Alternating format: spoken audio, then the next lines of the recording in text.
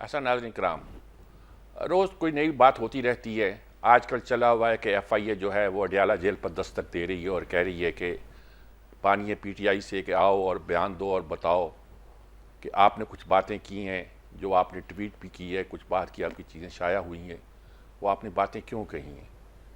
Cyber crime है अगर ये बातें कही जाएं और हम उस पर कार्रवाई करना चाहते हैं, वो ये FIA के दायरा इख्तियार में आती हैं। सुना उधर से कहा जा रहा है कि ये तो बाहर से अकाउंट होल्ड होता है। FIA कहती है अगर बाहर से होता है तो हम दरख्वास्त दे सकते हैं कि इसको बंद किया जाए, इनके नाम से होल्ड होता नहीं, वो इसको ओन नहीं करते। अब पार्टी के बहुत से लोग ये कह रहे हैं कि ये जी उनको तो शायद पता नहीं, कुछ कह रहे हैं नहीं जनाब उनके इल्म में होता है जो बात होती है, फला आदमी चला रहा है और इस तरह चला रहा है और न्यूयॉर्क में बैठा हुआ है, उसको आप हाथ कैसे डालेंगे। ये बातें आ रही हैं, लेकिन इस पर जो बुनियादी बात आई है और जिसका जिक्र आरफ अलवी साहब ने भी किया है कि हमूदुर रहमान रिपोर्ट का तस्करा है। हम हमूदुर रहमान रिपोर्ट से इतना डरते क्यों हैं। हमने कमीशन बनाया था, वो छापा कौन नहीं हमने, चलिए नहीं छापा, लेकिन 30 साल के बाद तो दुनिया में बड़े बड़े क्लासीफाइड चीज़ें जो होती हैं वो पब्लिक कर दी जाती हैं।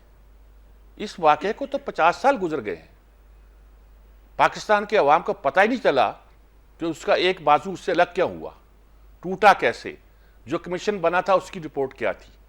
उस वक्त शाया हो जाती तो अगर हमें एतराज़ होता तो एतराज़ भी करते कि हमूदुर रहमान कमीशन ने जानदारी का मुजाहरा किया है और दुरुस्त रिपोर्ट नहीं दी है और उस पर गुफ्तगू भी होती, खुलकर होती। अब उससे बहुत से सवालत पैदा हो रहे हैं। किस्सा कोई कहता है कि ये कौन, हमारे यहाँ तो यही कहा जाता था कि ज़िम्मेदार याया खान है, मुजीबुर रहमान है, कुछ लोग सियासी तौर पर भुट्टो साहब का नाम भी लेते थे, लेकिन ये है कि ये कोई नहीं कहता था कि याया खान का कोई कसूर नहीं है या मुजीबुर रहमान का कोई कसूर नहीं है, सब गिने जाते थे। इसका हल क्या है, तरीका क्या है, इस बात को कैसे लेके आगे बढ़ा जाए। लेकिन इस खास मौके पर जिस तरह वो ट्वीट का मसला पैदा हुआ है और उसमें FIA जिस तरह सरगर्म हुई है और गालिबन पंजाब हुकूमत ने यह कहा है कि हम इस पर कानूनी कुछ मामलात पर बानी PTI की हम कानूनी कार्रवाई करेंगे और मुकदमात कायम करेंगे, और ये भी खैर तासुर दिया जा रहा है कि कुछ कहा जा रहा है कि शायद दबाव डाला जा रहा है कि आर्टिकल 6 के तहत मुकदमा कायम किया जाए। वो तो खैर बहुत दूर की बात है। मुस्लिम लीग ने एक बार ही कायम किया था, गले पड़ गया मुशर्रफ वाला, तो मेरे ख्याल में इस तरह की कार्रवाई तो मुश्किल होगी। लेकिन सारी सूरत बहुत गंभीर और नाजुक है कि हम अपने मुल्क के बुनियादी मसलों के बारे में भी खुलकर ना बात कर सकते हैं ना उसका तजिया करते हैं। 50 साल गुजर गए भाई, अभी तक आप ये तय नहीं कर पाए कि उस रिपोर्ट में क्या था और उस रिपोर्ट में जो कुछ था वो ठीक था कि गलत था। उस पर कमेंट्स भी किए जा सकते हैं, अब भी किए जा सकते हैं, उस वक्त तो बहुत खुलकर बात हो सकती थी। बहरहाल आज हमारे साथ ये मुल्क की मौजूदा सूरत हाल, ये तो मैंने ऐसे इब्तदाइया दिया है, मौजूदा मुल्क मौजूदा सूरत हाल के हवाले से जो बहुत सी बातें हो रही हैं और एक तरह की तसादम की फ़ज़ा है। हमारे एक दोस्त ने यह भी कहा है कि बानी PTI कोई अपने कद के मुताबिक आगे बढ़े और कुछ मामलात को सुधारने की कोशिश करें, वो तो एक अलग कहानी है।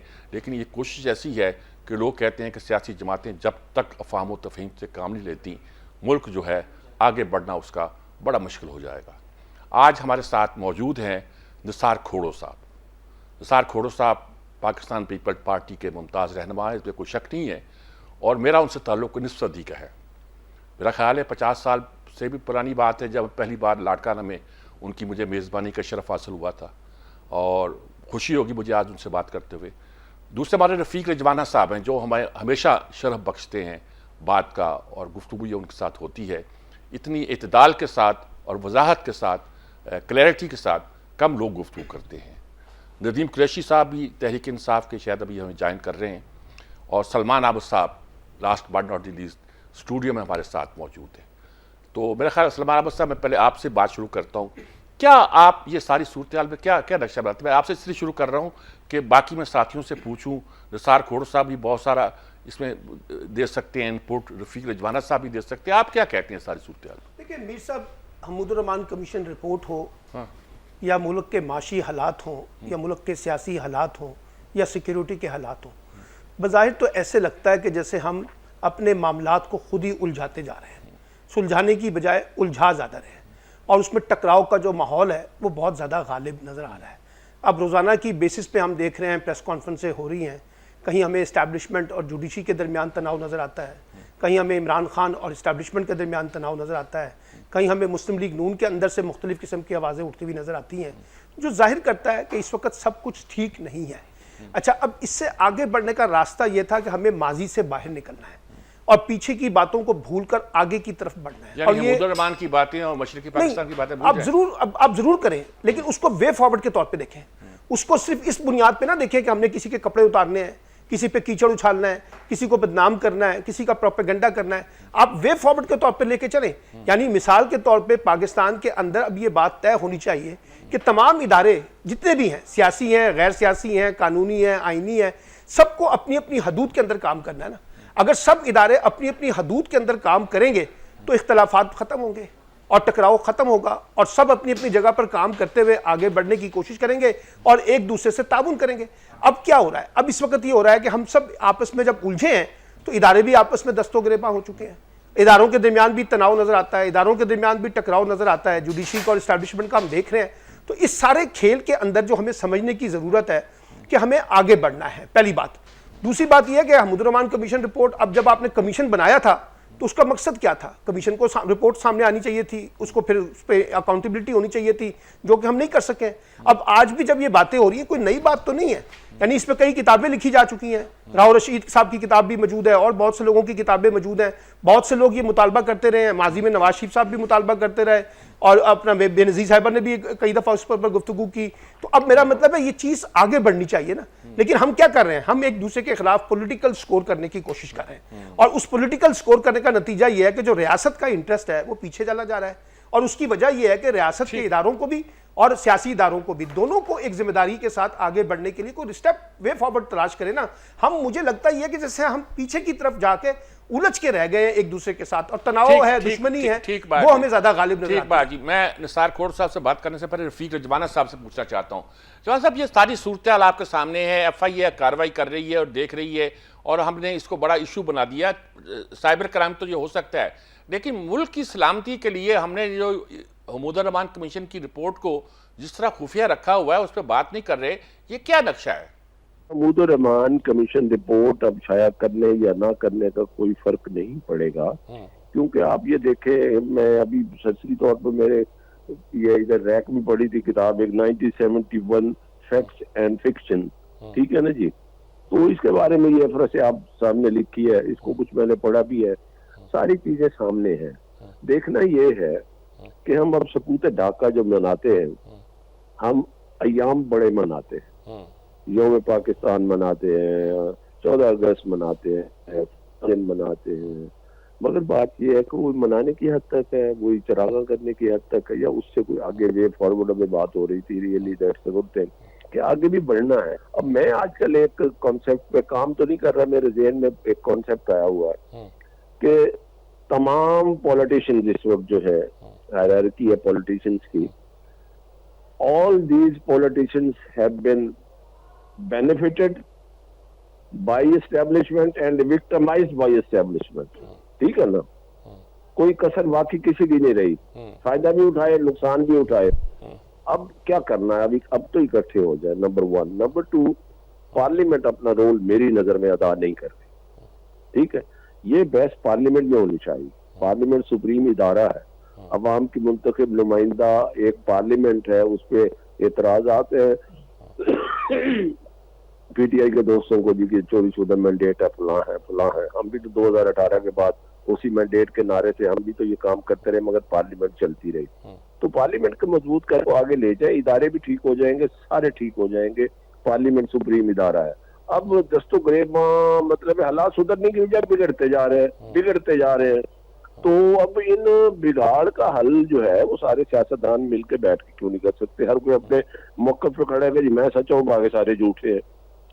ज्यादतियां भी होती हैं, ज्यादतियां हो भी रही हैं, ठीक है ना जी। अब बात ये है, बहुत कुछ हो चुका, अब सकूत ढाका को सामने रखते हुए अब इस तरह की बातें करना या शेख मुजीबुर रहमान का हवाला देना, मैं इस पर ज्यादा बात नहीं करता, ठीक है ना। आर्टिकल 6 का तो कोई मुकदमा नहीं बन सकता, ना ही कोई ऐसा गुंजाइश है, ना कोई ऐसा केस है। मगर बात यह है कि शेख मुजीबुर रहमान का हवाला दे के, 71 का हवाला दे के क्या उससे डराया जा रहा है कि कतर की खुदा न खासा सूरत हाल पैदा हो सकती है। अल्हम्दुलिल्लाह नहीं हो सकती, ठीक। कोई करना भी चाहे तो नहीं हो सकती। ठीक। ठीक है जी। दूसरी बात यह है कि लेट्स मेंड अवर वेज, और आइए पार्लियामेंट को मजबूत करें, पार्लियामेंट के साथ चले, हर आदमी अपने अपने 2-2 इंच पीछे हटे, कोई आगे बढ़े कोई पीछे हटे, और कहीं जाके मसले का हल होना चाहिए। कब से ये एक बहस हो रही है, मगर अब बात यह है कोई गुफ्तगू करे तो शायद इमरान खान समझते हैं कि मैं अगर कोई गुफ्तगू करूं तो मेरे ऊपर इल्जाम लग जाएगा। मेरा एक व्यू है, मैं कोई वो नहीं कह रहा, कोई खबर दे रहा हूँ। वो कहेंगे मेरे ऊपर डील का इल्जाम लग गया तो मेरा जो पॉलिटिकल कैपिटल है, जहां तक मैं पहुंच चुका हूँ अपनी पॉपुलैरिटी के ग्राफ पे, मैं नीचे आ जाऊंगा। मगर बात यह है कि मुल्क को भी तो देखना है, मुल्क को भी तो चलाना है। बजट सेट पे आ गया हुआ ठीक है, बात, बहुत से बिल्कुल ठीक मसाइल। बात। जी जी निसार खोड़ो साहब, ये सारी जो सूरत पैदा हुई है, एफआईए भी तहकीक कर रही है, कुछ और लोगों को भी नोटिस दे दिए गए हैं। वो कहते हैं कि जी इनका अकाउंट बाहर से चलता है, कोई कहता है जी क्या हुआ क्या, हम जलसे में भी ये वीडियो चलाएंगे, वगैरह वगैरह बहुत सी बातें की जा रही हैं। और ये बात भी की जा रही कि महमूद कमीशन की रिपोर्ट छापने में आकर हर्ज किया है, और किसी ने नहीं छापी, ना मुस्लिम लीग ने छापी, ना आपने छापी, ना जो लोग अब बातें कर रहे हैं, ना तहरीक इंसाफ ने छापी, किसी ने नहीं छापी। क्या सूरत हाल क्या है, क्या डर, इतना खौफ क्या है इससे? सर ये अभी जो एफआईए की कार्रवाई है, ये तो बात की बात है। अगर ट्वीट हुआ और फिर वो डिलीट हुआ, तो ये है डैमेज कंट्रोल। चाहे इमरान खान ने खुद ट्वीट किया हो या उनकी तरफ से किसी और ने किया हो, ये डिलीट हुआ क्यों? खुल के अगर बोला है, अगर किसी ने ट्वीट, तो फिर जरा खुल के बोलो ना, तो इस पे कायम रहो ना, भाग क्यों जाते हो? पाकिस्तान की सियासत बहुत कमजोर रही है। जैसे अभी इदारे की बात की कि इदारों ने अपने हुदूद में काम नहीं किया, तो फिर पाकिस्तान की सियासत विगरगू हो गई। अयूब खान का आना, गैर आईनी तौर पर याह्या खान को सुपुर्द करना, स्पीकर को सुपुर्द न करना, एक मार्शलाई दौर पर दूसरा मार्शलाई दौर आ जाना,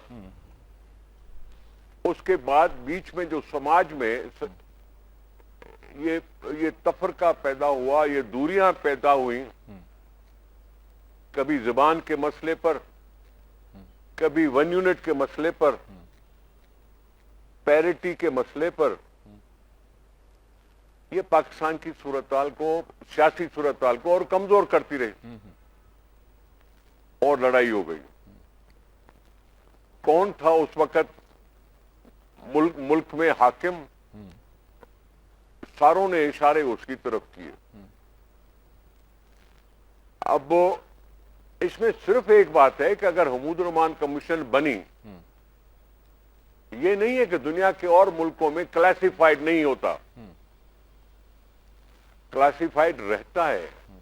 आप कह रहे हैं कि अमेरिका भी 30 साल के बाद उसको डी क्लासिफाइड कर देता है, लेकिन यहां पाकिस्तान की सियासत बहुत कमजोर है।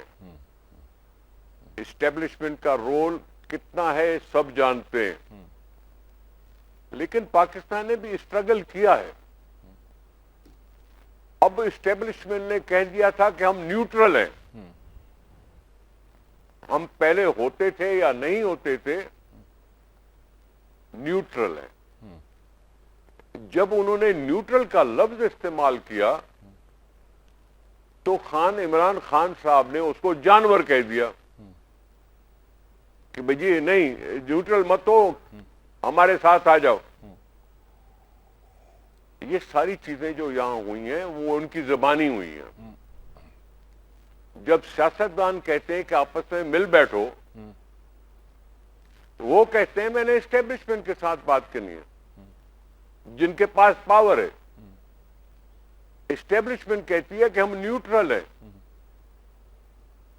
तो फिर उनको सोचना चाहिए कि अगर डीक्लासिफाइड नहीं हुई तो फिर इसका जिक्र करने का तुक क्या है? इसका तनाजुर भी देख लो। अब केपी में हुकूमत है पीटीआई की, और वो कहता है मैं इस्लामाबाद पे हमला कर दूंगा। पाकिस्तान का एक हिस्सा कैपिटल पर उसका वजीर आला हमला कर रहा है। ये किस तरफ जा रही है चीजें? ठीक बात, ठीक बात। इसको तनाजुर में रखकर अगर वो सोचेंगे तो फिर ये ट्वीट भी समझ में आएगा। ठीक ठीक ठीक। निसार खोड़ साहब, ये कह रहा मैं नदीम कुरैशी साहब तहरीक इंसाफ के हमारे साथ मौजूद हैं। मैं उनसे पूछता हूं कि इस सारी गुफ्तगू पर वो क्या रद्द-ए-अमल रखते हैं, कि वो क्या कहते हैं। जी नदीम कुरैशी साहब।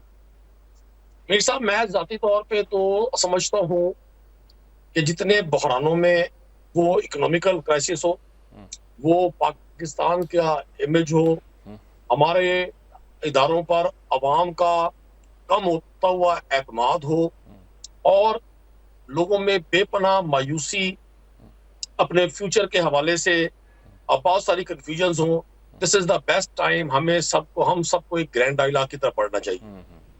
हमारे यहाँ सबसे बड़ा अलमिया अब ये बन गया, और इस पे कोई एक धड़ा या एक साइड मुलविस नहीं है, इसमें ऑलमोस्ट सबका थोड़ा थोड़ा रोल है कि हमने अपने मुखालिफ नजरियात रखने वाले शख्स को या ग्रोह को या धड़े को या सियासी पार्टी को अपना दुश्मन तस्वुर करके ये फैसला कर लिया कि हमने अपने दुश्मन को जब तक जेर नहीं कर लेना, जब तक उसको चारों शाने चित नहीं कर लेना, हमें तस्कीन नहीं मिलती।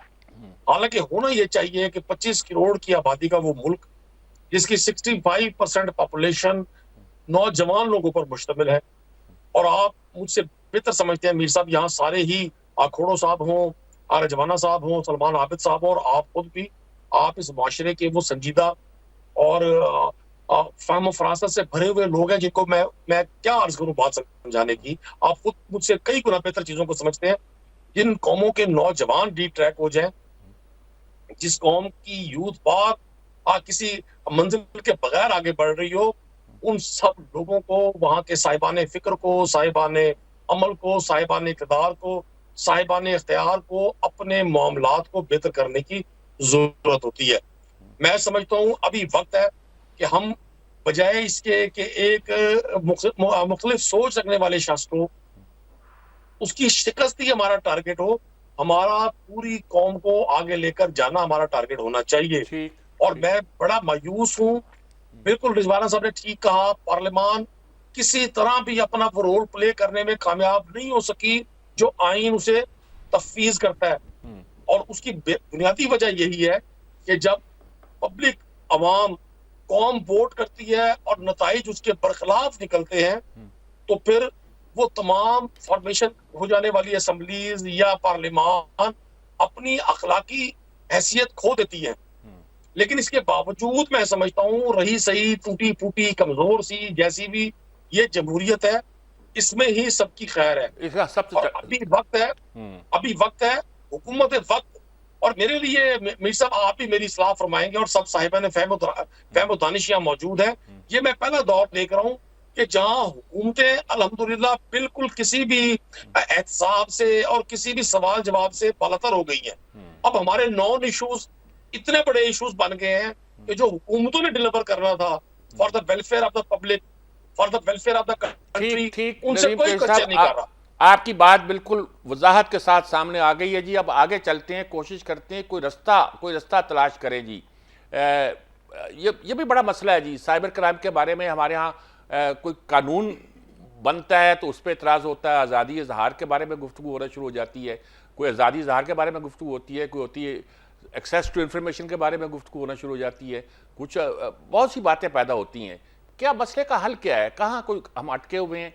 हम अपने सोशल मीडिया पर कोई कंट्रोल होना चाहिए, कितना होना चाहिए, कैसे होना चाहिए, कौन से स्टेक होल्डर उस पर शामिल किए जाने चाहिए? सारे सवालात हैं, एक वक्फे के बाद बात करते हैं। जी नाज़रीन किराम, सलमान आबिद साहब, जैसे एक तो मैंने ये सवाल हम कर रहे हैं कि हम इतनी पुरानी रिपोर्ट मुल्क के टूटने के बारे में कुछ जो तहकीक हमने की थी वो क्यों सामने नहीं आई, लेकिन दूसरा इसका पहलू ये है कि हम एक्सेस टू इंफॉर्मेशन के नाम पर या आज़ादी इजहार के नाम पर बहुत सी ऐसी बातें करते हैं कि डिजिटल मीडिया पे ऐसी आ जाती हैं जो कुछ फेक न्यूज़ भी हो सकती हैं या उसमें कुछ हमारे कोई कानून और आइन के खिलाफ भी हम बात कर सकते हैं, उसकी कोई पकड़ नहीं बनती। कानून बनता है, उसका मजाक उड़ जाता है कि आज़ादी इज़हार खतरे में पड़ गई। मैं नहीं कहता कि ये मेरा पॉइंट ऑफ व्यू है।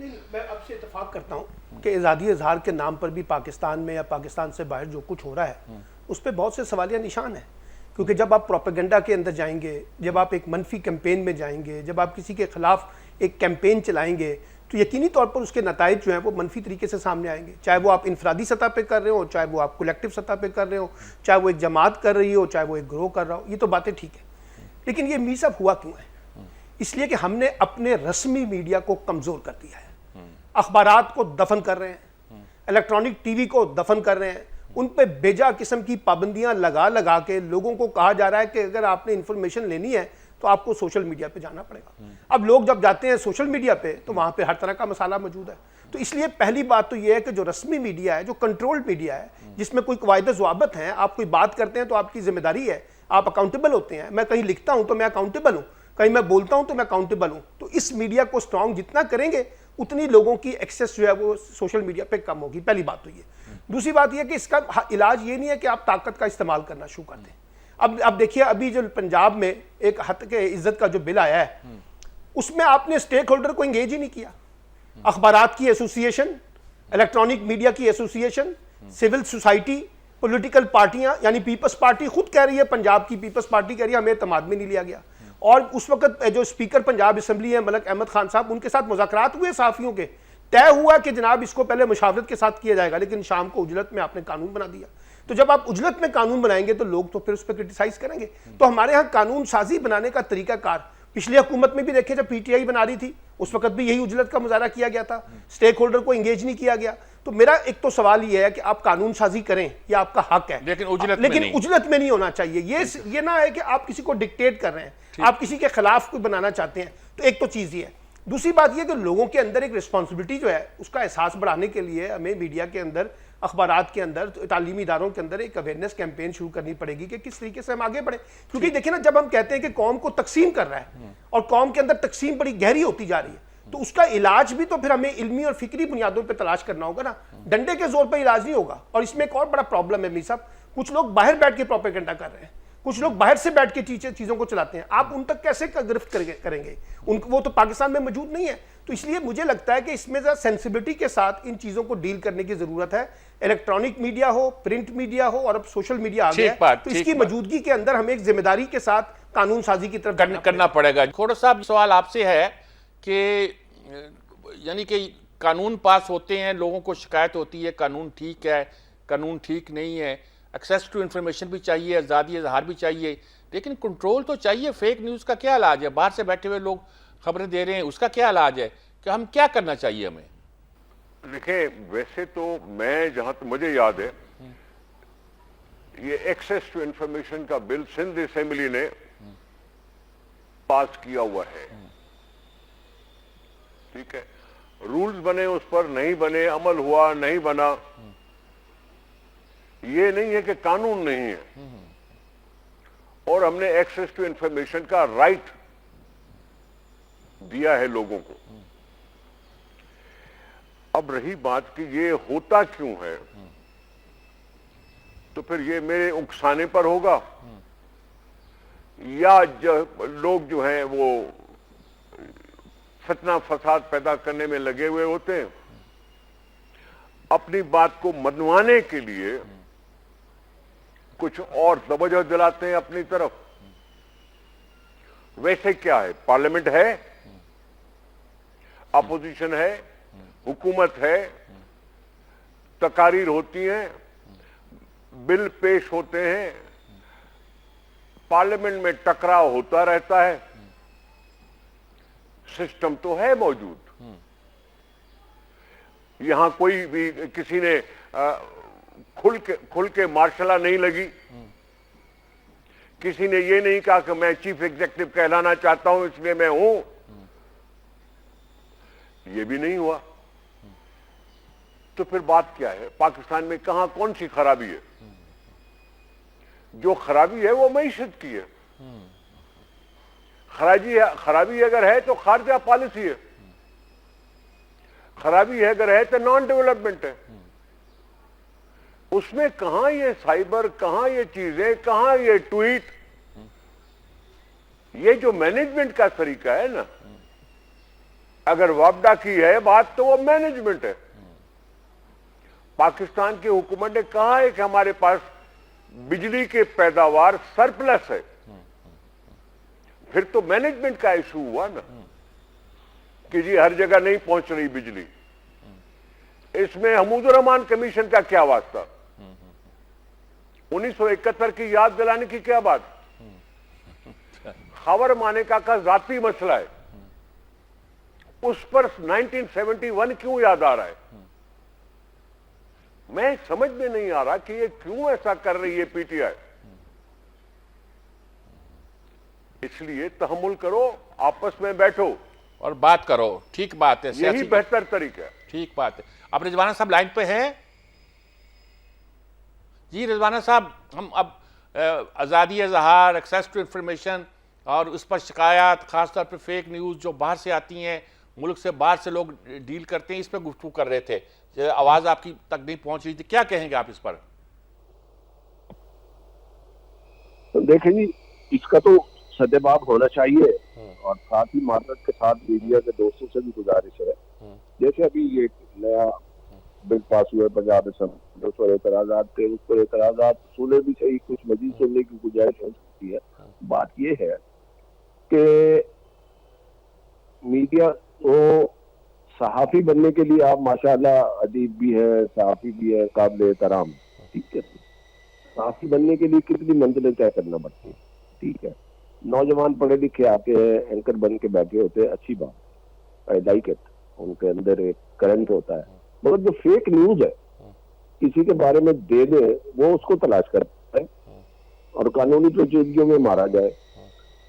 और आपने देखा सोशल मीडिया पे जो है ये एंटी सोशल मीडिया काम शुरू हुआ है।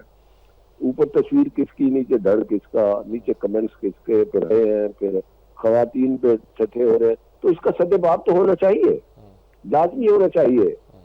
स्पेकुलेशन पे भी खबरें नहीं आनी चाहिए, किसी भी जाति किरदार की किरदार कुछ भी नहीं होनी चाहिए। इन चीजों को मद्देनजर रखते हुए आजादी इज़हार राय, देखे आप आइन में जब जाएंगे तो जहां बुनियादी हकूक दर्ज है वहां तकरीबन बुनियादी हकूक के आगे, हर बुनियादी हकूक के आगे लिखा हुआ है subject to reasonable restrictions by the law enforce, ठीक है। यानी कि जो आपकी आजादी इज़हार राय है उस पर भी कदगन है कि जो कानून हो। मशहूर बात है, जहां मेरी नाक शुरू होती है वहां आपकी आजादी खत्म हो जाती है, आपकी छड़ी की। ना आजादी रही ना नाक रही, दोनों चीजें नहीं है।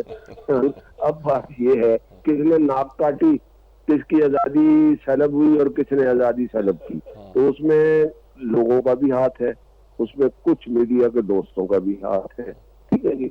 अब बात यह है कि सेंसेशनल खबर बनाने के लिए किसी की पगड़ी उछाल दी जाए, किसी करेक्टर असैसिनेशन कर दी जाए, तो किसी ने क्या खूब कहा कि character assassination is worse than the assassination itself, ठीक है जी।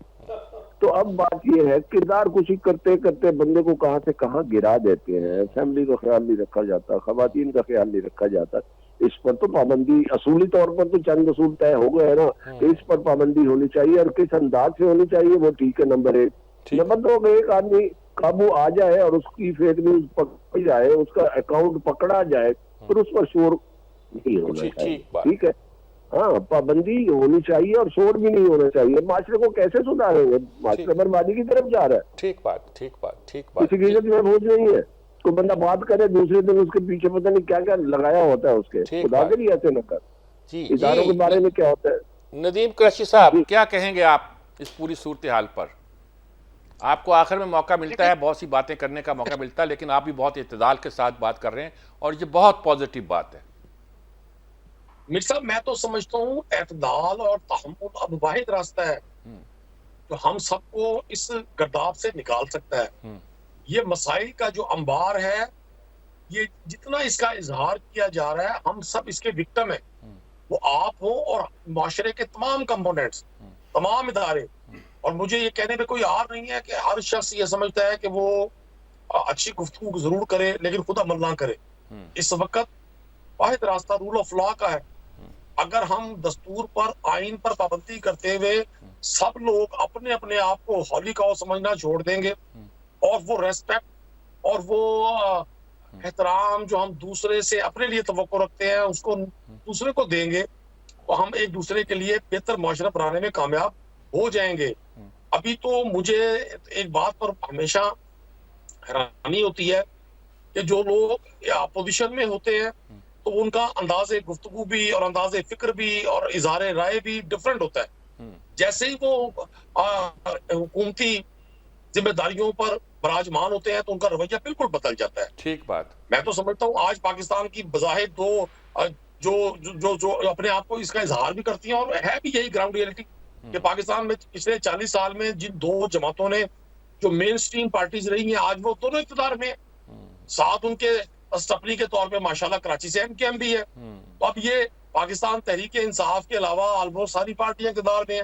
तो अब इतने ज़हीन, इतने संजीदा, इतने तजर्बेकार, इतने मुहब्बे वतन लोगों के होते हुए अगर इंतशार बढ़ता जा रहा है तो फिर हम सबको, बिलखुसूस उन लोगों को साहिबान इक़्तिदार है, अपने गिरेबान में झांकना चाहिए। ये पहला दौर मैं देख रहा हूँ कि बजाय साहिबान इक़्तिदार से सवाल होने के अपोजिशन की एक जमात से सवाल किए जा रहे हैं। और मुल्क में जो एक्टिविटी भी हो रही है किसी साइड से भी, अगर वो नेगेटिव है, उसका टारगेट एक ही शख्स को, एक ही जमात को बनाया जा रहा है, तो ये इसका अंजाम कोई बहुत खैर पे नहीं निकलना। चलिए, ये वक्त है, वो किसी शायर ने कहा था ना, मैं आज जद पे अगर हूँ तो खुशगुमा ना हो, चराग सबके बुझेंगे, हवा किसी की नहीं।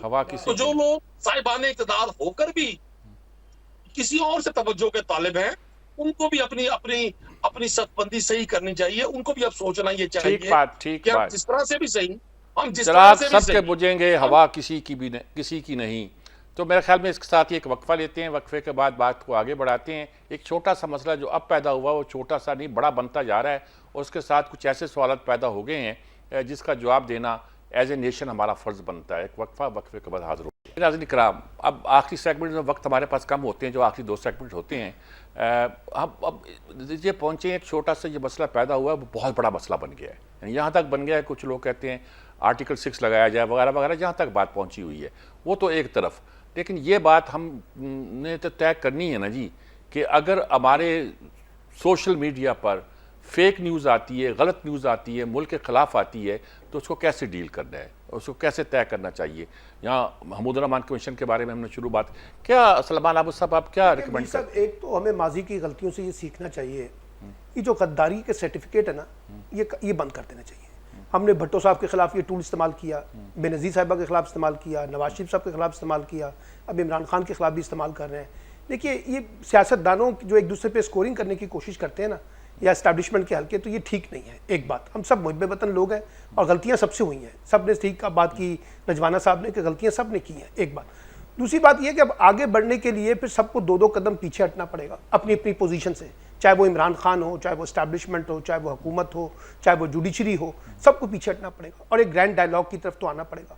मसला ये नहीं है कि डायलॉग सिर्फ सियासतदानों के दरमियान होना चाहिए, अब तो इस्टेब्लिशमेंट के दरमियान भी मसला आ रहा है, इस्टेब्लिशमेंट के साथ जुडिशरी के अंदर भी मसला आ रहा है, तो इसलिए वहाँ पे भी डायलॉग होगा। आपको एक वे आउट निकालना है। तो मेरा ख्याल है कि अगर ये हमारे अंदर फहमो फरासत है कि इस वक्त पाकिस्तान का क्राइसिस सियासी क्राइसिस से ज़्यादा माशी क्राइसिस से ज़्यादा स्टेट क्राइसिस भी बनता जा रहा है, तो फिर सारे स्टेक होल्डर को जिम्मेदारी का मुजाहरा तय करना पड़ेगा। जी रजवाना साहब, आप क्या फरमाएंगे इस सूरत हाल के बारे में, क्या करना चाहिए? सबसे पहले तो देखना है जी, सारे सियासतदान दे ओ टू द नेशन। सबसे पहले ये कौम के सारे मकरूज हैं सियासतदान, तो अपना कर्ज अदा करें, कौम को सीधी रास्ते में चलाने के लिए कोशिश तो हो रही है। अगर जहाँ जो फॉल्ट है, जिसकी फॉल्ट है वो माने, राग दिली से आए, हेड ऑन क्लीन, बराह रास्त तसादम, आमने सामने का तसादम जो है वो तो फिर फैटल होता है, जिसकी तरफ बढ़ा जा रहा है। अना को एक तरफ रखे, अना की जंग तो बर्बाद कर देती है, जिद की जंग तो बर्बाद कर देती है। बादशाह का ख्वाब देखते रहे, जब बादशाह मिल जाएगी तो ले लेना। अब तो आगे चलो, खुदा के लिए आगे चलो। ठीक बात। चलो अपनी मजलूमियत का वावेला करके आगे चल जाओ, अपने साथ धांधली का वावेला करके आगे तो चलो, कुछ तो करो ताकि लोग कहें हाँ जी ये बिल्कुल मजलूम थे, खुदा न खास्ता सच या झूठ बात की बात तो फिर भी देखें इन्होंने in the larger interest of the country आगे बढ़े हैं। मैं किसी जमात का नाम नहीं ले रहा, किसी लीडर का नाम नहीं ले रहा, मैं एक जनरल परसेप्शन की बात कर रहा हूँ। ठीक है। तो जब ये बात होगी तो फिर हम कहेंगे नहीं कि मैं बड़ा पॉपुलर हूँ, या मैं बड़ा मजबूत आदमी हूँ, या मेरे पास इक़्तिदार है, या मुझे इक़्तिदार मिल जाएगा, या मैंने इक़्तिदार लेना है, मैं किसी से बात नहीं करता, या वो मेरे से बात करे तो मेरी शराइत पे करे। तो ये बात नहीं होती। लचक पैदा करना सियासत में डायलॉग है। ठीक बात, सियासत में डायलॉग है। ठीक बात जी, ठीक बात जी। निसार खोड़ो साहब, आप क्या फरमाएंगे सूरत हाल पे, क्या करना चाहिए, what's the way forward? Sir भाई देखें, बात सुने, सारी पॉलिटिकल पार्टियां इकट्ठे हुकूमत में बैठी हैं, उन्होंने आपस में डायलॉग किया होगा, सियासत को बचाने का इरादा किया होगा, पार्लियामेंट को बचाने का इरादा किया होगा, सवाए एक जमात के। मैं तो समझता हूं, यार मुझे माफ करना, मैं इमरान खान को कोई जाती दुश्मन नहीं हूं, लेकिन मैं इस हमूद रहमान वाले ट्वीट से उस बयान का ज्यादा नोटिस लेना चाहिए जब उसने कहा था कि ऐसे चोरों को हुक्मरान करके आए हैं, इससे तो बेहतर है कि पाकिस्तान पर एटम बम गिरा दो। ये अंकुश देना है, ये लीड करना है अवाम को, उसका ज्यादा नोटिस लेना चाहिए था जब उन्होंने कहा था मैं नहीं होऊंगा तो पाकिस्तान 3 टुकड़े हो जाएगा। ये उनके अल्फाज हैं जो डिलीट नहीं हुए। तो बात तो उन चीजों के नोटिस लेने की भी थी। ठीक बात आपने, ठीक, बड़ी तो उस बंदे को बोलो कि होश के नाखून ले, और ऐसी बातें क्यों कर रहे हो। वैसे ही सियासी निजाम, तुम खुद 18 की इलेक्शन के जीते हुए हो, आज की हुकूमत पर तुम्हारा वही हमला है जो कल तुम पर हमला होता था। तो फिर ठीक बात, आपकी बात ठीक, बिल्कुल क्लियर आ गई जी। नदीम कुरैशी साहब, बोझ आप पे आ गया सारा। देखिए, मैं आपको अर्ज कर दूं, एक तो किसी भी जगह जो बातें मंसूब की हैं, खोड़ो साहब ने उन्होंने फरमा दिया जी मेरा कोई जाती इख्तलाफ नहीं है, लेकिन गैर मुसद्दिका बातों का किसी के साथ मंसूब कर देना भी इख्तलाफ का बहुत बड़ा सबूत होता है। किसी जगह ये नहीं कहा गया कि पाकिस्तान पे खुदा न खास्ता एटम बम गिरा दे। यार, पाकिस्तान की सालमियत, पाकिस्तान की बका, पाकिस्तान की इमेज बिल्डिंग के लिए तो ये स्ट्रगल हो रही है। ये खान साहब जो जेल में पड़े हुए हैं, इन्होंने कोई इवन फील्ड्स के महलात बना लिए या कुछ सरे महल बना लिए। साबित हुआ है पाकिस्तान की इस 3.5 साल की इक़्तिदार में इमरान खान को जाती एसेट बनाए हैं।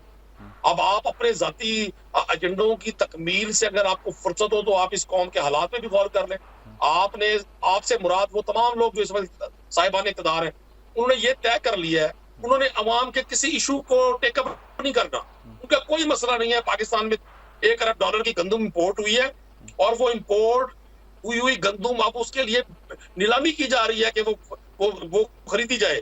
और इसके साथ साथ पाकिस्तान का काश्तकार गंदम पैदा करने के बाद, अब शुगर केन पैदा करने के बाद तड़प रहा है, मचल रहा है। पूछने वालों से कोई नहीं है।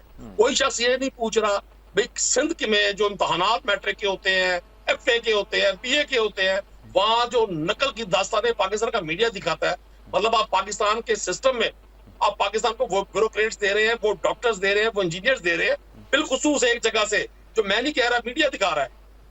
आप जाली पर्चे करने वाले, जाली इम्तहान देने वाले लोगों को सिस्टम में इंजेक्ट कर रहे हैं। आप तो इस मुल्क की रगों में एक झूठ और बेईमानी का खून उतार रहे हैं।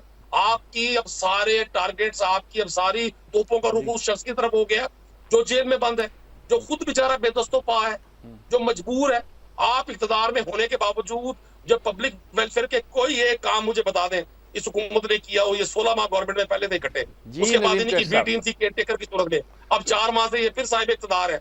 ये पहले हुक्मरान है जी। नदीम कुरैशी साहब, मुझे एक वक्फा लेना है, वक्त बहुत कम रह गया है, मैं दोबारा आपकी तरफ आऊंगा एक वक्फे के बाद। अब वक्त इतना कम रह गया है तो मैं यही पूछता हूँ कि बॉटम लाइन क्या है, आप खुलासा क्या करते हैं अपनी गुफ्तगू का, या सारी इस गुफ्तगू का जो हमने की है, बाकी साथियों ने भी की। क्यों सलमान आबद साहब?